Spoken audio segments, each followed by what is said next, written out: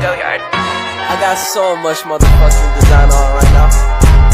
Break it down, bring it back, make it clap. I got 3 old thoughts, new guap, wear that thing. Bitches on my line, and you know. A'udzubillahiminasyaitonirrajim. Bismillahirrohmanirrohim. Assalamualaikum warahmatullahi wabarakatuh. Alhamdulillahirabbil alamin, wassalatu wassalamu ala asrofil anbiya'i wal mursalin wa ala alihi wa ashabihi rasulillahi ajma'in. Amma ba'du.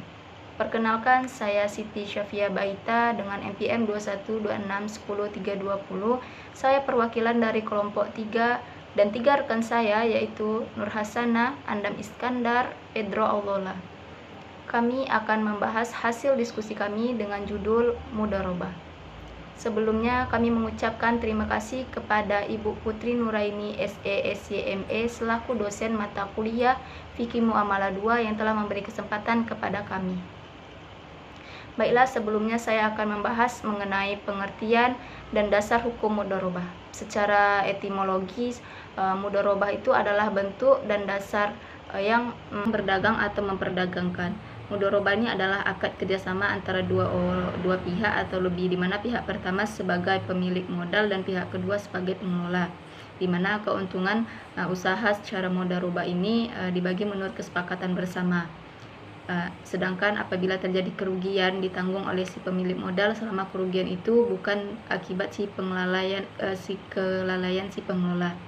Sedangkan kerugian itu diakibatkan karena kecurangan atau kelalaian si pengelola, maka si pengelola ini harus bertanggung jawab atas kerugian tersebut. Dasar hukum mudharabah. Mudharabah diperbolehkan dalam Islam, diperbolehkan dalam Al-Quran, Sunnah, dan ijma' para ulama. Mudharabah ini disebutkan dalam Al-Quran firman Allah yang berbunyi, dan orang-orang yang berjalan di muka bumi mencari sebagian karunia Allah. Quran Surah Al-Muzammil ayat ke-20. Ayat tersebut menjelaskan bahwa sebagian manusia yang hidup di mana maka kiranya senantiasa mencari rezeki atau karunia Allah dengan bermuamalah. Salah satunya dengan cara kerjasama antara manusia. Baiklah, kita akan membahas rukun dan syarat syahnya mudharabah. 1. Adanya ijab dan kabul. Ijab dan kabul yaitu persetujuan antara dua belah pihak dalam melakukan mudharabah. Dengan syarat yang pertama, ijab dan kabul harus jelas menunjukkan maksud yang dilakukan atas kegiatan mudharabah. Yang kedua itu ijab dan kabul harus bertemu. Yang ketiga itu ijab dan kabul harus sesuai maksud dari pihak pertama, cocok dengan keinginan pihak kedua. Yang kedua, dua orang yang melakukan kerjasama. Dalam akad mudharabah harus ada minimal 2 pelaku dengan syarat yang pertama bertindak berdasarkan syariat Islam, yang kedua memiliki kewenangan mewakili atau memberi kuasa, yang ketiga itu pemilik modal adalah orang yang bebas memilih, yang ketiga adanya pekerjaan atau usaha. Mengenai jenis usaha, pengelola sebagian ulama khususnya Syafi'i dan Maliki mensyaratkan bahwa usaha itu harusnya usaha berdagang. Selanjutnya itu adanya modal. Adapun dalam modal disyaratkan yang pertama itu modal harus jelas asalnya, yang kedua harus berupa uang bukan barang, yang ketiga itu uang itu bersifat tunai, yang ketiga modal diserahkan kepada si pengelola secara langsung, tidak secara diangsur. Kelima ini adalah nisbah keuntungan. Nisbah ini mencerminkan imbalan yang berhak diterima kedua belah pihak yang sedang melakukan mudharabah dengan syarat. Yang pertama itu keuntungan dan perjanjian mudharabah disyaratkan khusus jelas ketentuannya. Kedua, keuntungan dikhususkan kepada dua belah pihak yang sedang melakukan kerjasama. Baiklah, kita lanjut yang C, macam-macam mudharabah.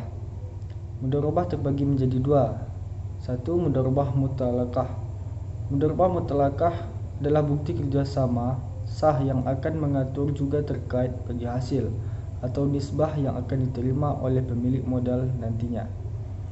Yang kedua, mudharabah muqayyadah, yaitu pengikat ketentuan terkait peran pengelola modal yang hanya bisa menjalankan usaha atau telah ditentukan bersama. Dan yang D, mudharabah dalam konteks lembaga keuangan syariah. Mudharabah merupakan salah satu tonggak ekonomi syariah yang mewakili prinsip Islam untuk mewujudkan keadilan masyarakat melalui sistem bagi hasil.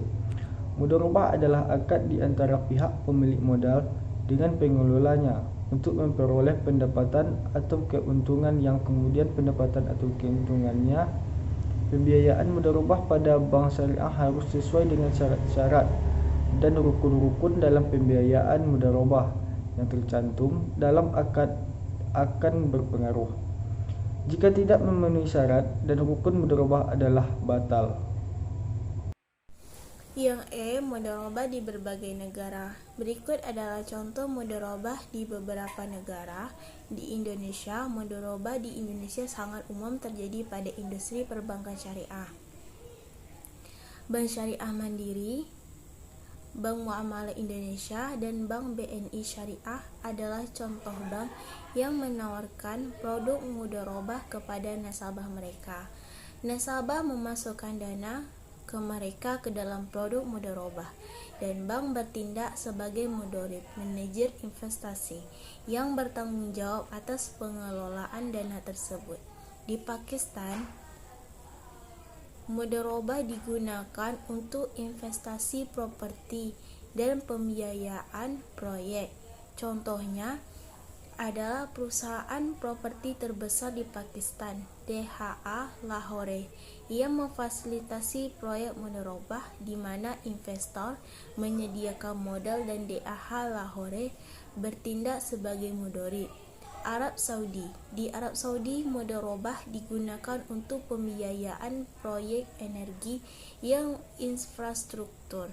Saudi Aramco, perusahaan minyak dan gas terbesar di dunia, menggunakan konsep mudharabah untuk membiayai proyek-proyek di seluruh negeri.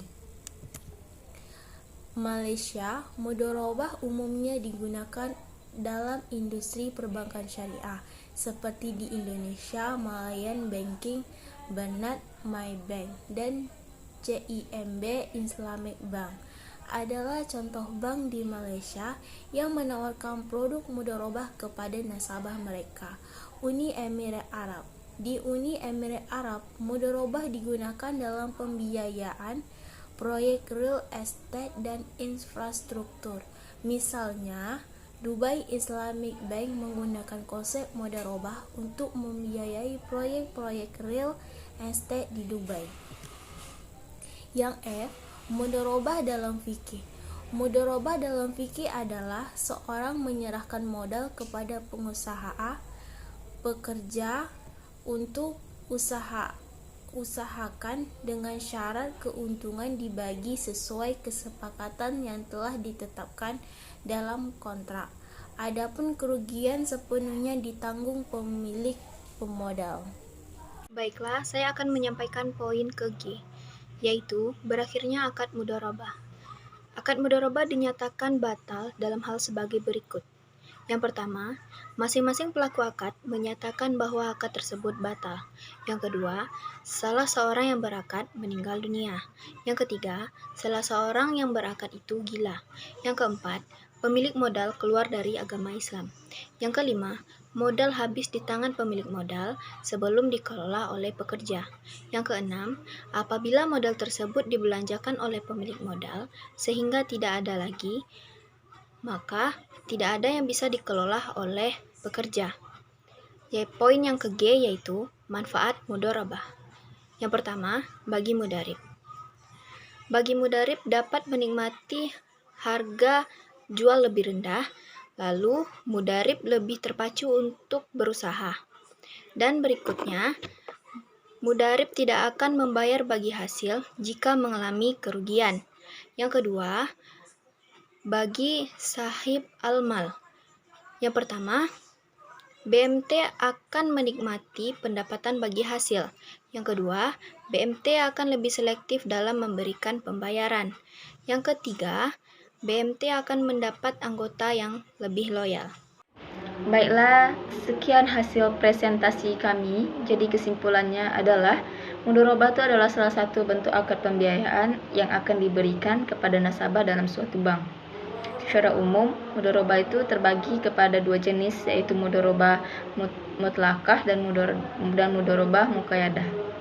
Dalam sistem mudharabah ini adalah akad kerjasama usaha antara dua belah pihak. Pihak pertama menyediakan modal dan pihak kedua adalah pengelola. Keuntungan usaha dibagi atas kesepakatan dan keuntungan berdasarkan kontrak yang telah ditetapkan. Sekian yang dapat saya simpulkan. Jika ada salah kata mohon dimaafkan. Assalamualaikum warahmatullahi wabarakatuh.